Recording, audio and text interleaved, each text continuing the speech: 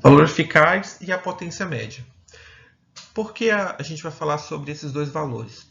Porque a gente está trabalhando com um sistema que oscila no tempo. Então, na maior parte das vezes, ou na maior parte do tempo, a gente não quer saber somente como a corrente varia com o tempo. A gente quer saber também como ela se comporta, ou quanta energia ela armazena ou dissipa em ciclos fechados, ou ciclos que vão se repetir. Assim, é a mesma ideia que está por trás do fator Q.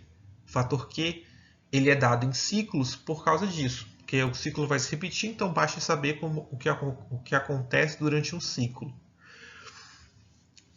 No caso, a gente definindo uma corrente que depende do cosseno, eu posso calcular a potência instantânea dissipada pela resistência, desde que a resistência seja ômica. Com essa relação, eu sei qual é a potência dissipada a cada instante de tempo. Se eu quero uma média temporal, eu preciso usar essa expressão, onde toda vez que eu falo de médias temporais, eu uso essas chavezinhas. Chavezinhas.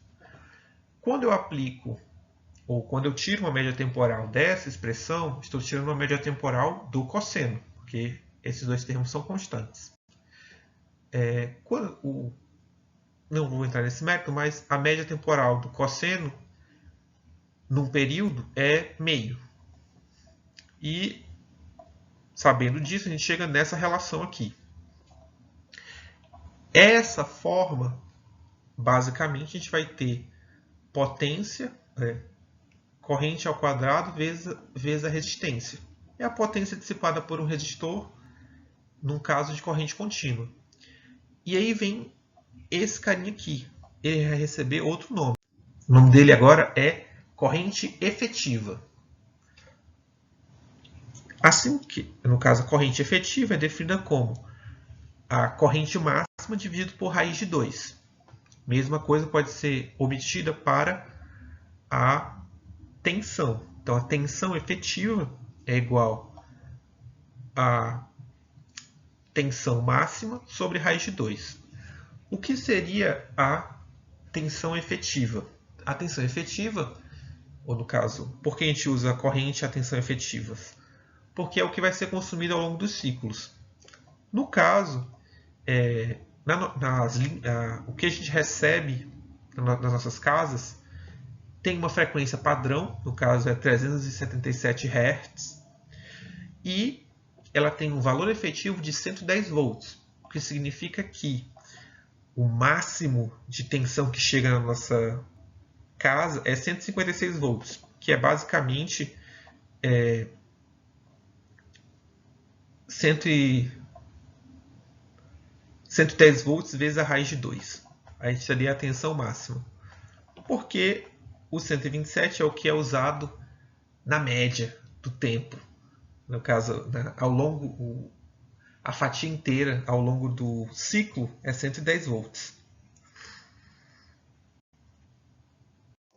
Certo. Definimos qual que é o valor eficaz e agora a gente vai tratar da potência média.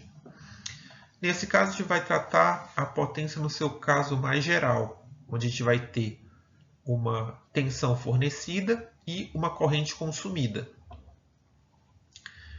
Se eu adotar um dos dois como referência e definir uma defasagem, que nesse caso pode ser uma defasagem gerada por um indutor ou um capacitor, eu vou chegar nessa expressão aqui. O que acontece nessa expressão? Como eu quero uma média, eu vou tirar uma média temporal. Quando eu tiro a média temporal, eu vejo que termos que não têm quadrado, senos e cossenos, a média é sempre zero. Enquanto termos ao quadrado, a média é meio. O que vai sobrar? O termo cosseno. Ou no caso, o que sobra nesse caso são os termos com a defasagem. Esse termo vai dar meio e esse termo dá zero. Então, sobra o cosseno. Então, a potência média utilizada, por assim dizer, é 1 sobre 2, a voltagem máxima fornecida, a corrente máxima fornecida, vezes o cosseno da defasagem entre eles.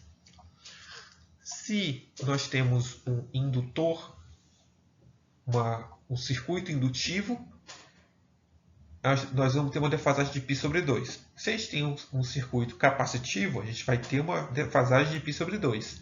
Em ambos os casos, não há corrente consumida. Não se consome energia nesses circuitos.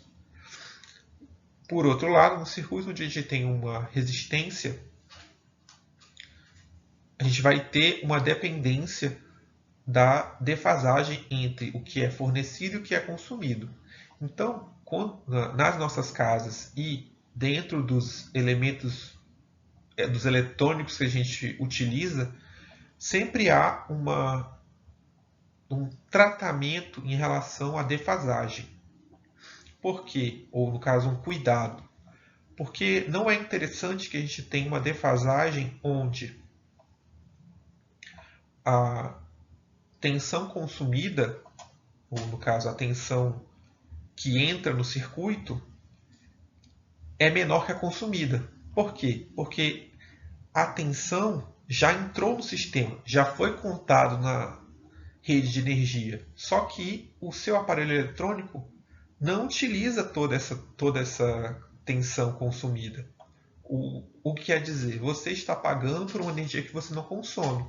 Então, quando se desenvolvem produtos eletrônicos, principalmente produtos eletrônicos que dependem de corrente alternada, é necessário que tenha um estudo sobre a relação entre os capacitores e indutores, de modo que a corrente, ou no caso a tensão fornecida, seja totalmente consumida ou seja consumida o máximo possível.